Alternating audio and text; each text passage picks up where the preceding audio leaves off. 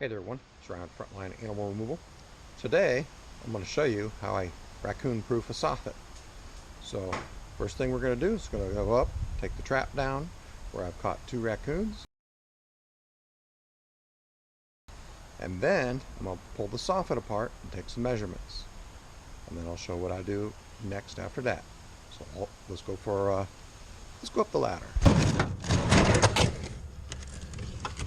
I'll just leave the trap there for now. Take the wire off, which was used to direct the raccoons into the trap.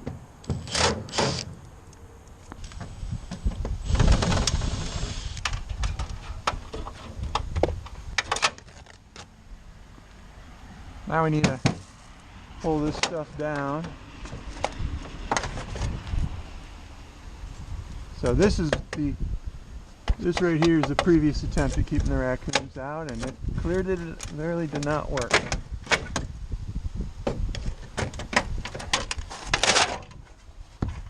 So, alright, and then the soffit's all bent up.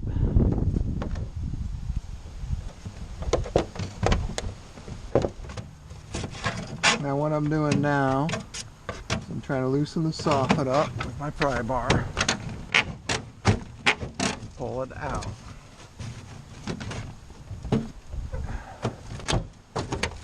Starting to loosen up. It's nailed along the fascia board.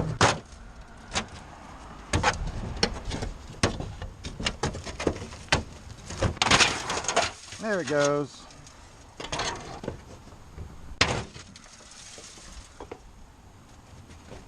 Now what all this stuff that's falling out of here is mostly old paint. Because you can see the wood up inside there. It's all painted, and over time that paint comes loose.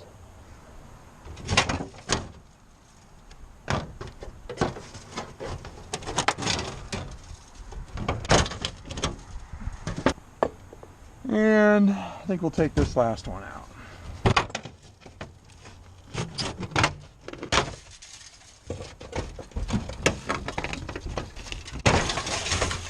Whoop.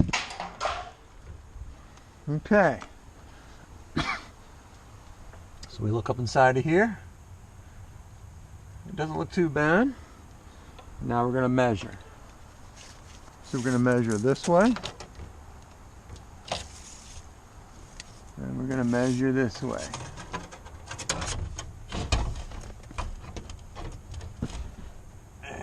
Okay.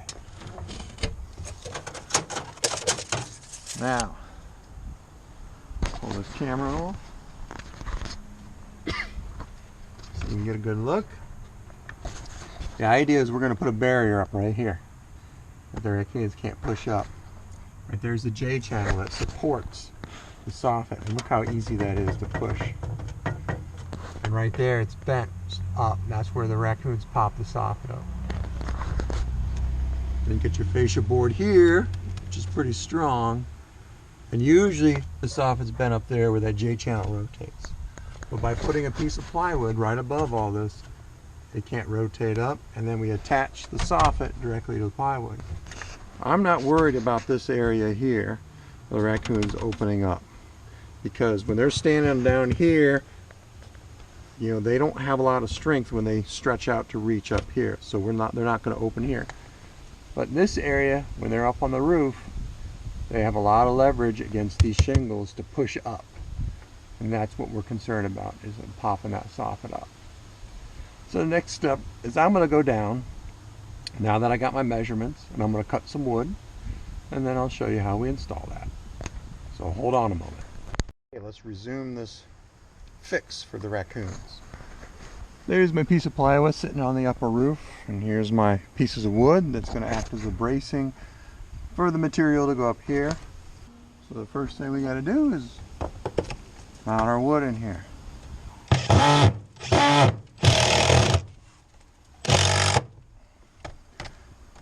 don't know if you can see the spacing there is about the same as my finger. That's because the wood's going to slip into this spot. So this can't push up, it'll push against the wood, and then the plywood will be anchored to this.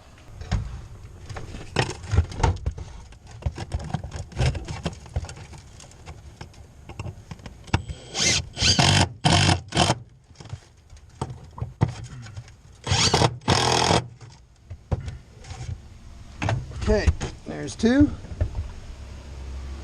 And I got a couple more. Now this one I'm going to do by feel.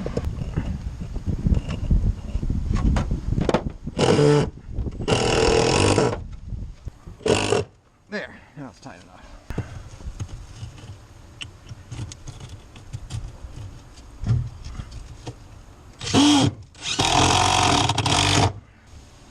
Okay, now that I got my blocks in there, we can mount the plywood.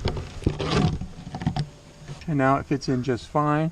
And I went ahead and placed the screws in here to hold it in place. There's a screw here, and there's a screw right there.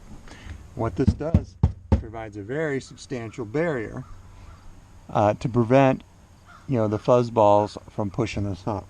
Now I need to straighten this out a little bit so I get my soffit in. And then I need to make sure that I get, oh, I got a few staples there I need to pull out. And once I pull these staples out, I can start putting the soffit back in. See, this is beat up. So let's try to straighten her out. Now, being that we're 20 some feet in the air, and this is going to be shoved up here into the nice tight gap, it doesn't have to be perfect. It has to be much straighter than it was before so that it can interlock and sit flat. I could put brand new up in here. This is all old soffit, and the brand new would clash with the old. So I find that if I can just straighten out the old stuff and fit it in, it works really well.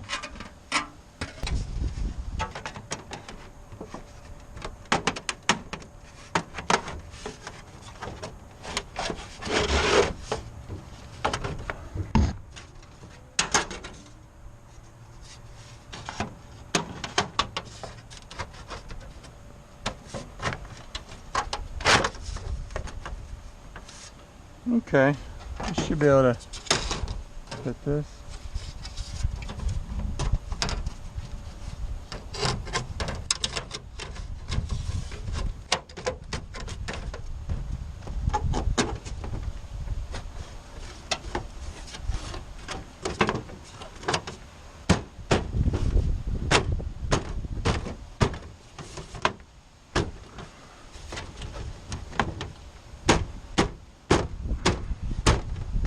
He's a tight fit. And see all these panels interlocked. And we're just about to get it. Okay. These are all interlocked. So now we take our fascia, tuck everything in.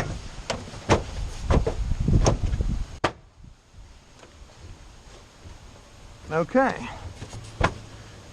Now it's together, but it is not secure. It's nice and tight there, no raccoons getting in. Now we have to screw it together. And I will place these in strategic locations. So what I like to do, is I like to find the seam between this panel and this panel, or this panel. And I like to run the screw up in that seam because it locks the two panels together. And we just lock these panels to that plywood. Right there. And we'll put one right here. Whoops, dropped my screw. Better go pick that up. So, lock together, I gotta put another one in right there. Last thing I have to do is I have to secure this. So I take some painted white trim nails. And I use a nail holder, and the squirrel just jumped in that tree up there. I'm going to pound these nails in.